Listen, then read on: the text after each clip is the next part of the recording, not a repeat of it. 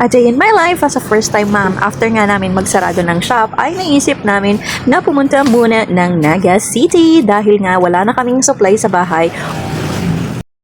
At medyo kinabahan nga ako dito sa aming nadaanan na patay sinding ilaw mga mi. Kaya naman medyo sabi ko dito na nga lang ako sa traffic titingin. At dahil nga sa matinding traffic ay talagang ginabi na kami mga mima sa daan papunta sa palengke mga mi. So ito.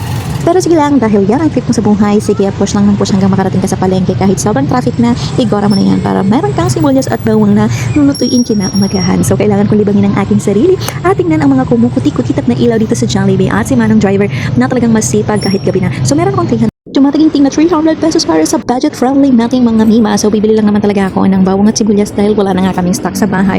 At lumapit na nga ako dito sa mga nagtitinda kung sino ba ang may pinakamurang paninda. Oh my goodness talaga. Napakaganda talaga ng mga tinda nilang talong. Pero hindi ko talaga afford yung mga presyo nila mga mi. Dahil 300 pesos nga lang yung aking dalang pera ay kailangan ko munang magtanong dahil baka ma-shock talaga ako, ma-aftershock ako sa mga mahal na paninda dito mga mi. So, ayan, isang big kiss mga mi. Tinanong ko kung magkano. Pero ang sabi niya, 90. talagang napakamahal na mga mi. Dahil sa may bagyo nga na dumating mga mi. Kaya naman talaga naapektuhan yung mga panindang gulay mga mi at nagsitaasan. So yung sibuyas na yan mga mi ay 50 pesos. Meron akong binigay sa kanyang 100. Dinagdagan ko ng lemon 20 pesos. At may nakita pa akong luya another 20 pesos. Total of 90 pesos mga mi. Napakasipag naman talaga ni Lola dahil talaga nagtitinda siya kahit gabi na mga mi. So ito talaga yung pinaka best time ng mga tao na nagsisiuwian para bumili nga dito sa market mga mi.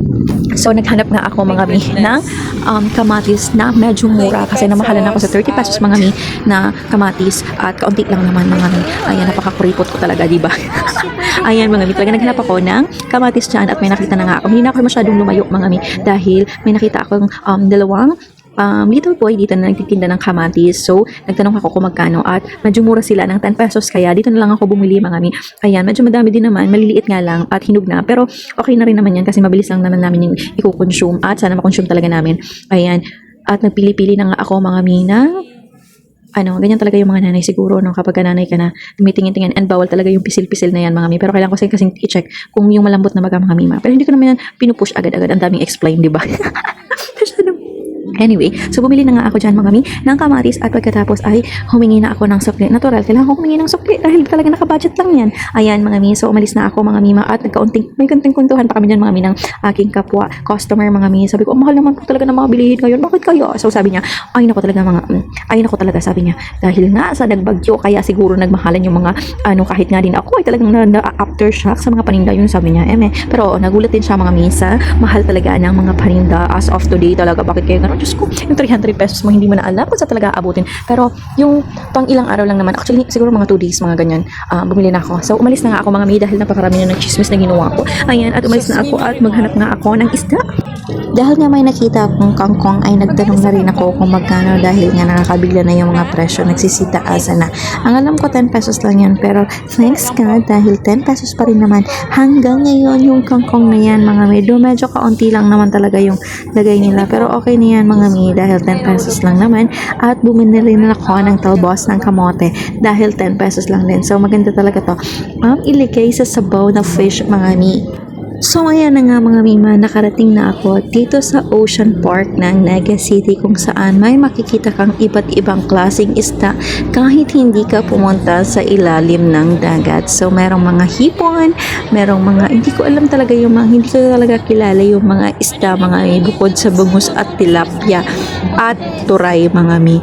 Yun lang yung madalas kong alam mga mima at galong-bungong pala yun yung alam ko. So nagtanong nga ako mga mi kung magkano yung fish at sabi niya nga nila ang mahal daw, wag ko na daw bilhin. So umalis na lang ako mga mi, nagtampo agad.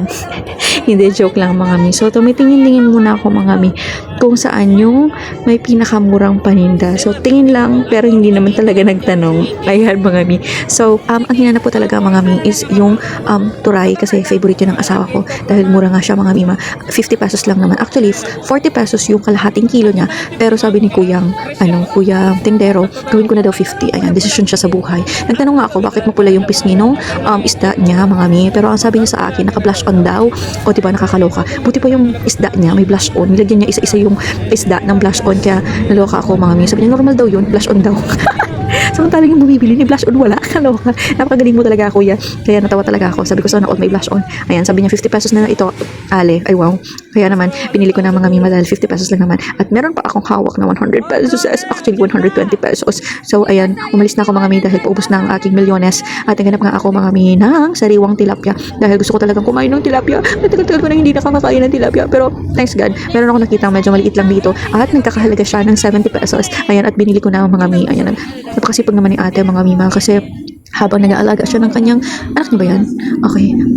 Ayan mga mi, napakarami talaga. Ay, hindi pala yung anak mga mi, machusmosa lang talaga ako. Ayan, sabi ko, magkano po yan ate? Paawa effect. Para lang makatawad siya. Para-paraan talaga mga mi. Ayan, sabi ko, magkano po yan? Ayan, ito na po. Sabi ko, ito po, pera ko po. 100 na lang po kasi yung pera ko. Kawawa naman. Ayan mga mi, sabi ko, ayan, walang tawad-tawad. 70 pesos po yung isang piraso niyan mga mi. So, binili ko na dahil wala naman akong choice. O, diba?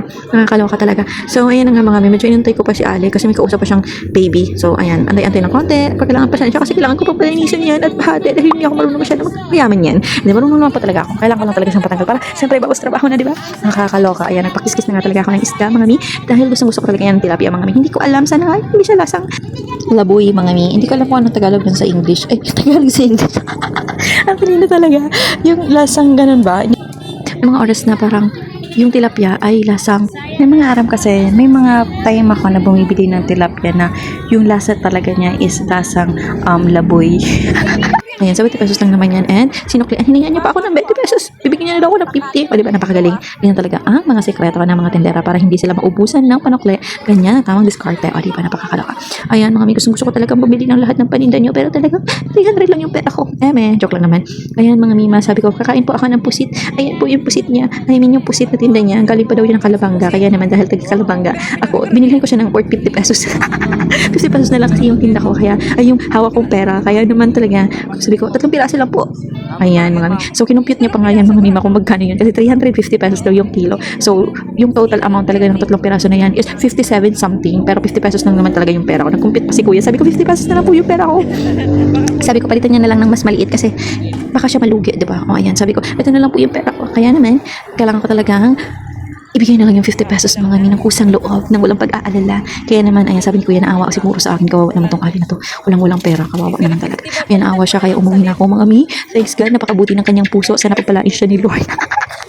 And that's all for today, chika. Pero pinakalimutan kasi ako. Nagmamadali na nga ako mga mi. Nag-aalala ako sa aking baby. Baka nagugutom natin nahanap na ang kanyang nanay. O di ba napaka-assuming.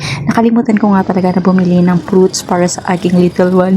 Kaya naman nagtanong muna ako kung magkano po yung saging banana nyo. So sabi niya, sige po ma'am, ikilo po na muna namin. Bali po yung kilo po niya ay 57 pesos po yung isang sapat. Ay, oh my goodness. Sabi ko, oh my God, 100 pesos lang po yung pera ko. Sige po, babalik muna po ako. Sabi ko, ganun. O diba, ang daming chika. Ayan, sabi, maghanap nga na muna po talaga ako dyan ng apple mga mi. Dahil favorite na favorite talaga ng aking anak ang apple. Hindi, joke lang po mga mi. Tamang kain lang po talaga siya. Wala naman po talaga siyang favorite. Dahil ayaw niya po ng lahat. Pinipilit ko lang. Pero hindi po, kumakain naman po talaga siya ng apple. Naghanap ako ng pinakamalaking apple sa balat ng naga. Kaya naman ito po yung nahanap ko, ang lalaki niyan mga mi. Bali, napakamura niya lang dahil 50 pesos, 3 piraso na, o diba, napakalalaki.